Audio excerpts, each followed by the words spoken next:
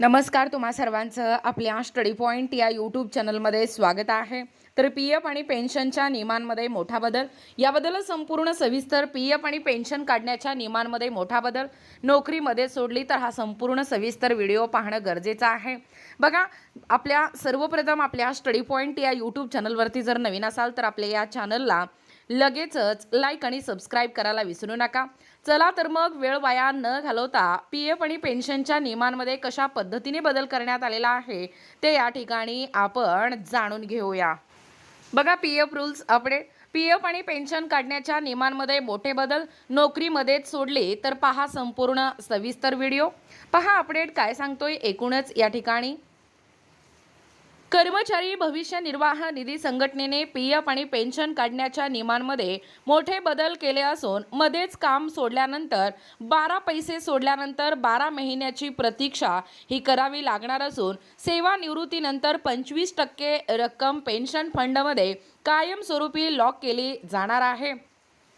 सॉफ्टवेअरमधील दुरुस्तीमध्ये अडकलेले कोट्यावधी रुपयाचे क्लेम सेटल होण्यास सुरुवात झाली असून येत्या 2 दिवसात व्याजाची रक्कमही खात्यात जमा होणार आहे।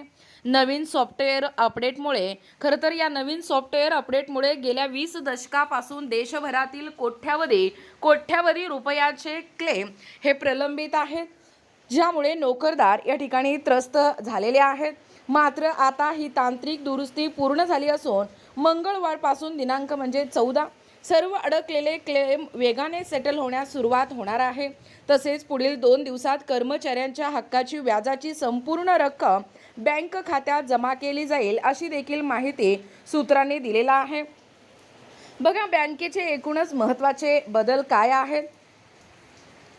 बदललेल्या नियमांमध्ये सेवा संपल्यानंतर किंवा नोकरी सुटल्यानंतर कर्मचाऱ्यांना आता संपूर्ण पीएफ काढता येणार नाही। एकूण जमा रकमेपैकी 25% रक्कम वारसांसाठी खात्यातच कायमस्वरूपी लॉक केली जाणार आहे। पीएफच्या अंतिम सेटलमेंटसाठीचा हा प्रतीक्षा कालावधी 2 महिन्यांवरून 12 महिने करण्यात आला आहे। तर EPS 1995 अंतर्गत हा कालावधी 2 महिन्यांवरून थेट 36 महिने म्हणजे 3 वर्ष करण्यात आला आहे, ज्यामुळे जरी संबंधित कर्मचाऱ्यांचे कॉन्ट्रीब्युशन जमा होत नसले तरी 36 महिन्यात पीएफच्या सर्व सेवांसाठी तो पात्र राहील। या दरम्यानच कर्मचाऱ्यांचा मृत्यू झाला तरी त्यांचे कुटुंब हे पेन्शनसाठी पात्र राहील। बघा, नियम कशा पद्धतीने सोपे झालेला आहे। पूर्वी पीएफ काढण्यासाठी वेगवेगळ्या 13 कलमांचा चक्रव्यूह करावा लागायचा, ज्यामध्ये सेवेचा कालावधी, मर्यादा आणि कागदपत्राची मोठी कटकट असायची। आता हे सर्व नियम गुंडाळून फक्त 3 सोप्या वर्गवाऱ्यांमध्ये विभागण्यात आले आहेत। त्यात आवश्यक गरजा, गृहनिर्माण आणि विशेष परिस्थितीत 12 महिन्याची एकूण सेवा म्हणजे पूर्वी ही मुदत वर्षापर्यंत असायची। पूर्ण असलेले सदस्य कोणत्याही कागदपत्राशिवाय पात्र रकमेच्या 100% पर्यंत रक्कम या ठिकाणी काढू शकतात। यामुळे पीएफ धारकांना विविध कारणांसाठी वेळेत पैसे उपलब्ध होतील। बघा, एकूणच अशा पद्धतीने या ठिकाणी आत्ताच पाहिल्याप्रमाणे ही जी महत्त्वपूर्ण अशी अपडेट आहे, पीएफ आणि पेन्शन काढण्याच्या नियमांमध्ये मोठे बदल झालेला आहे। हेच मोठे बदल या व्हिडिओच्या माध्यमातून जाणून घेण्याचा प्रयत्न केलेला आहोत।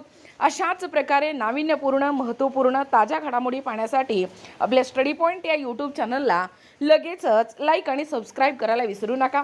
भेटूया अशाच पुढच्या नवीन व्हिडिओमध्ये। तोपर्यंत धन्यवाद।